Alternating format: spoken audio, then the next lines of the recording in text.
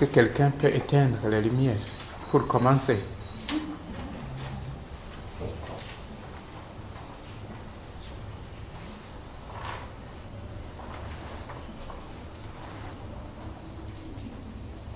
Tout.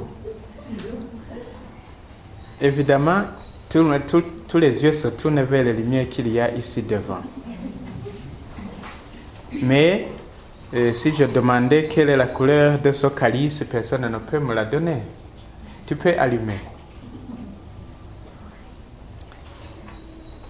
Et c'est pour matérialiser la parole que nous venons d'entendre aujourd'hui et ce que nous fêtons, l'événement de ce soir, l'événement de cette nuit. Il faut vous imaginer le monde entier couvert par les ténèbres. Et aujourd'hui, nous venons d'entendre le peuple qui marchait dans les ténèbres a vu une grande lumière. Si le peuple qui se trouvait dans l'ombre de la mort, une lumière a resplendi, tu as prodigué l'allégresse, tu as fait grandir la joie. Ils se réjouissent devant toi comme on se réjouit pour le jour lors de la moisson. Et aujourd'hui, nous entendons dans l'évangile les bergers qui sont dans les ténèbres, que la gloire du Seigneur les enveloppe, une lumière les enveloppa, les illumina. Et Noël, c'est donc la fête de la lumière.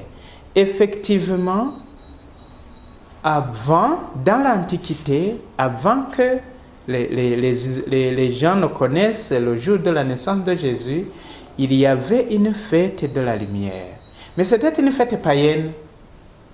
Les païens fêtaient la lumière sans savoir qu'en vérité, cette lumière qu'ils fêtaient, c'était Noël.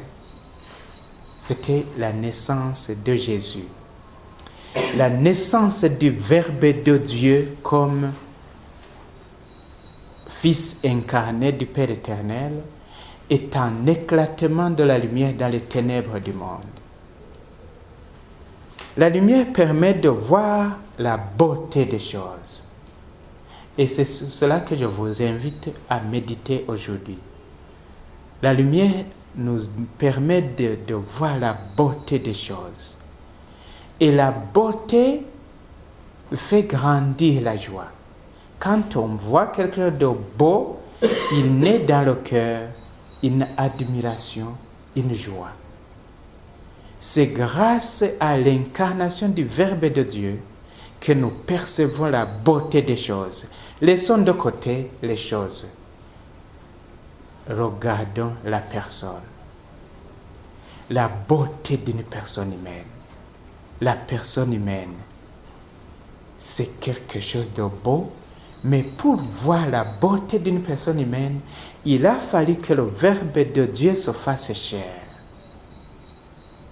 Depuis l'incarnation du Fils de Dieu, eh bien, nous pouvons voir et contempler la beauté de la personne humaine.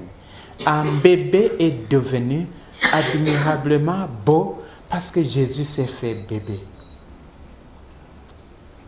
Un homme est devenu admirable parce que Jésus est devenu un homme.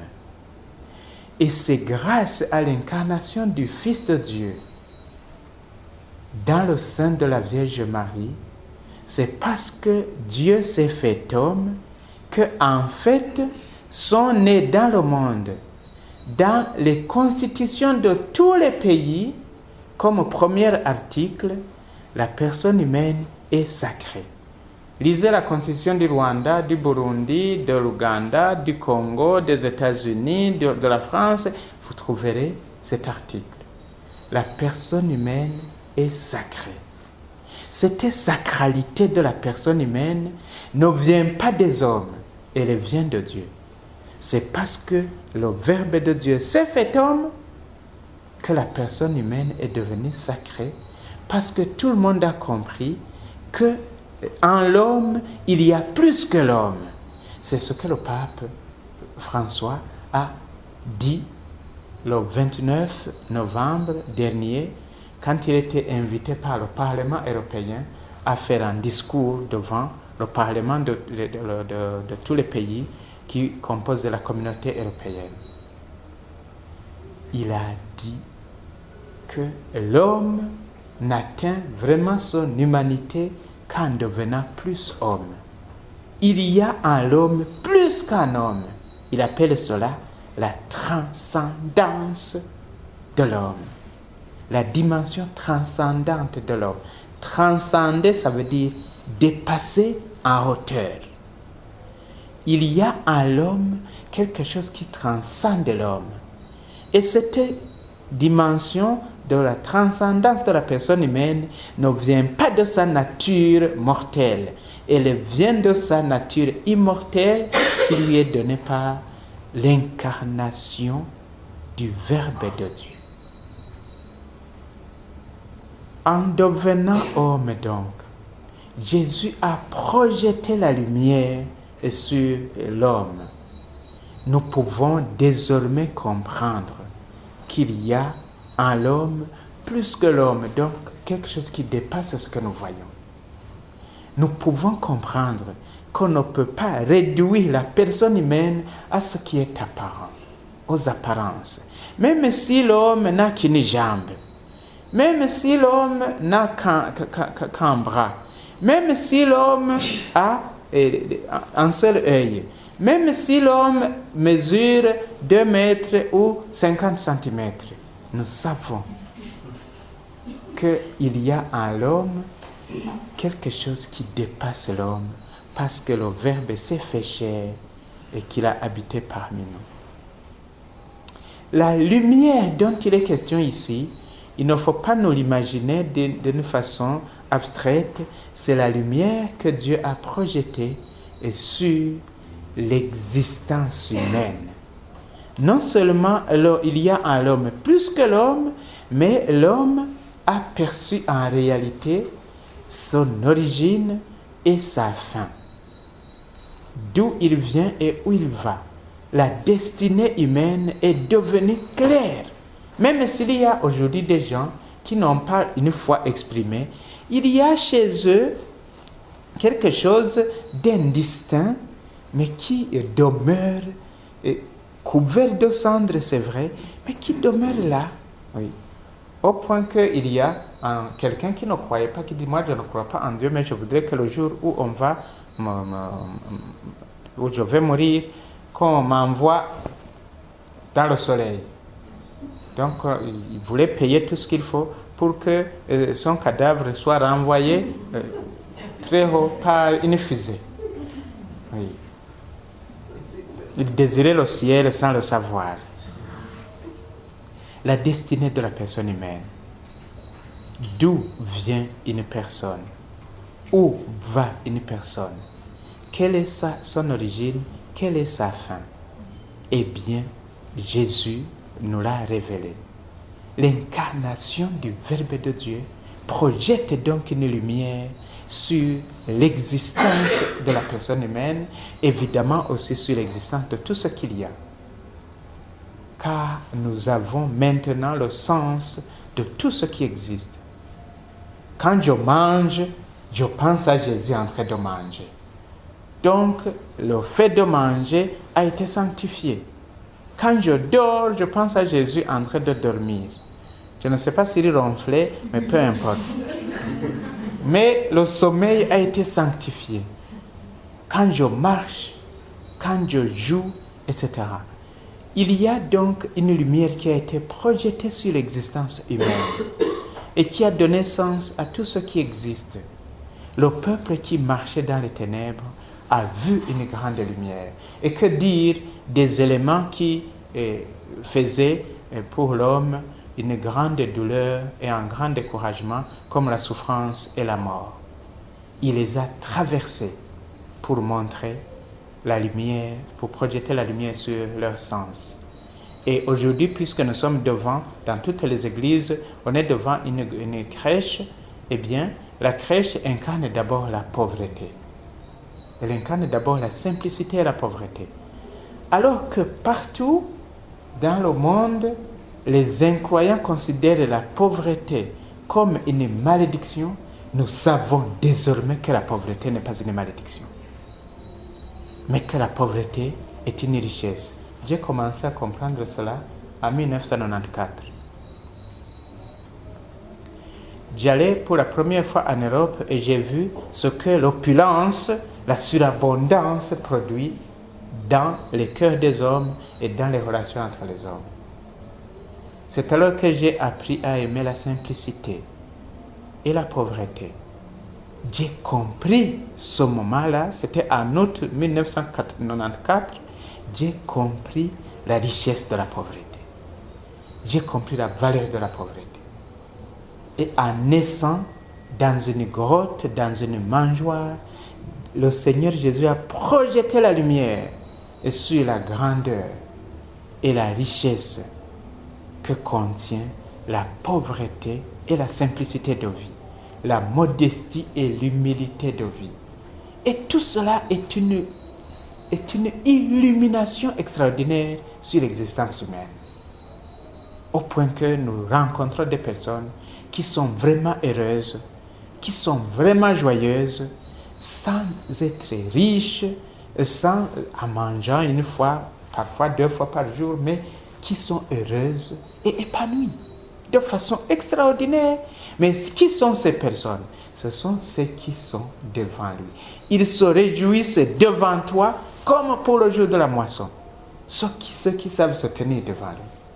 Quand on sait se tenir devant lui, eh bien, on découvre une lumière projetée sur l'existence, sur tout ce qu'on vit, qui réjouit le cœur de l'homme.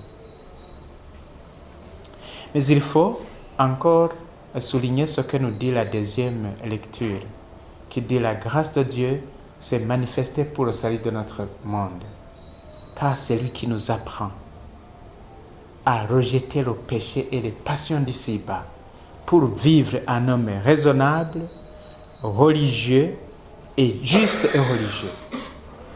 Rejeter le péché et les passions d'ici-bas pour vivre un homme raisonnable, juste et religieux.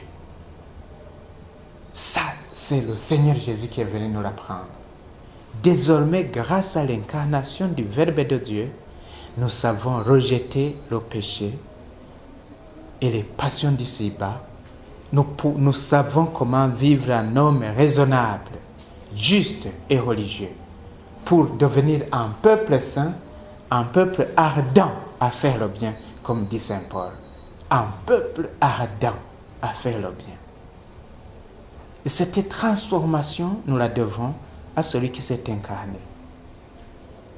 Et même si aujourd'hui, dans le monde, il y a des gens qui combattent la moralité et la foi chrétienne, instinctivement, ils sont portés vers ceux qui ont compris que Jésus a éclairé le monde et donné la lumière sur la manière de vivre un homme raisonnable, juste et religieux.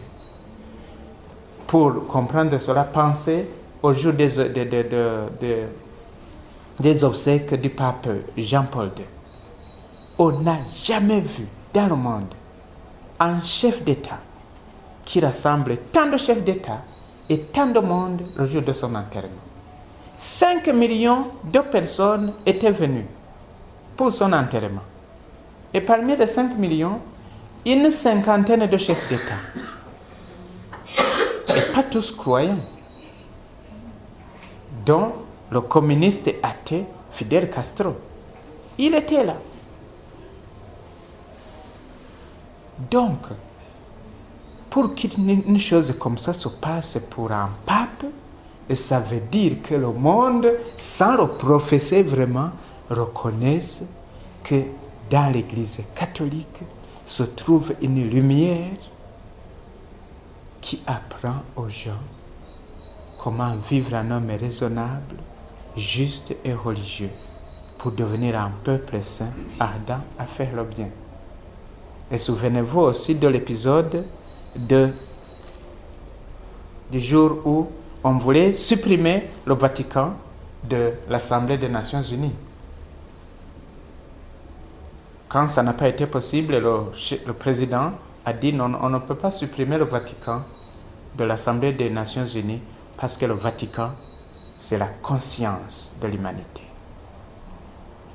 C'est la conscience de l'humanité. Ça veut dire c'est la lumière. C'est la lumière qui éclaire l'humanité. Oui. Un enfant nous est né, un fils nous a été donné, dit Isaïe. Voici le nom qu'on lui donnera. Merveilleux conseiller.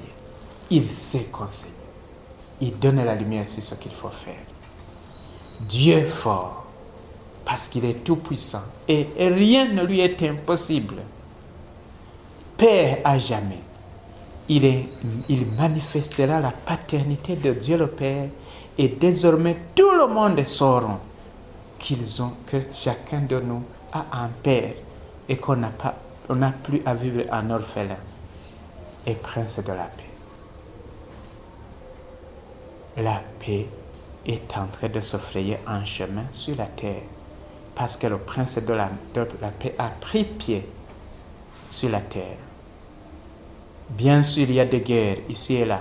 Là où il est né lui-même en Israël, il y a toujours des soulèvements. Mais rien n'empêche. Dans les cœurs, il y a des personnes qui peuvent vivre en paix, même au milieu des bouleversements, même au milieu des secousses, même au milieu des effondrements, même au milieu des rumeurs de guerre. Il y a des personnes qui sont capables de vivre en paix parce qu'ils sont avec lui. Et voilà ce que fait l'amour invincible du Seigneur notre Dieu. L'amour invincible du Seigneur notre Dieu fera tout cela maintenant et pour toujours. Que le nom du Seigneur soit béni.